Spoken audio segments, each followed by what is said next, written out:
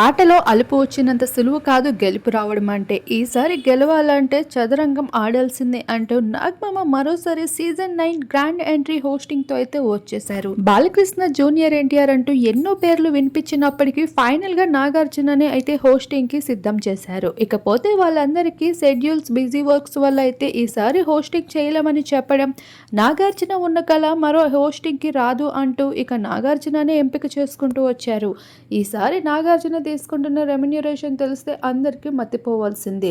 ఇక అడపా తడప కాదంటూ season hit అయినట్లయితే తన రెమ్యునరేషన్ మరింత ఇవ్వాల్సి ఉంటుంది అంటూ కూడా కమిట్మెంట్ని కుదుర్చుకున్నారు.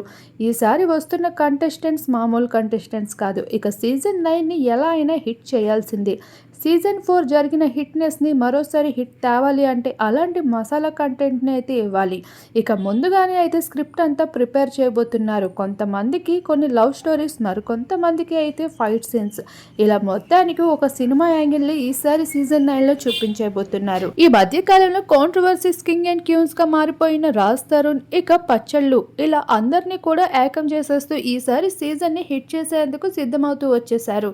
ఇక ఈసారి ఈ ఇయర్ మొత్తం ఎవరైతే కాంట్రవర్సీస్లో ఎక్కువగా ఉన్నారో వారు ఎవరిని కూడా వదిలిపెట్టడం లేదు. ఇక ప్రతి ఒక్కరిని కూడా నాగమామ కాకుండా ఇక బిగ్ బాస్ యాజమాన్యం కూడా టార్గెట్ చేస్తూ హౌస్ లోపలికి రప్పించేస్తున్నారు. ఇక ఆ రంగంగానే ఇప్పటికే చాలా మంది కంటెస్టెంట్స్ని డిస్ప్లే చేయడం జరుగుతుంది.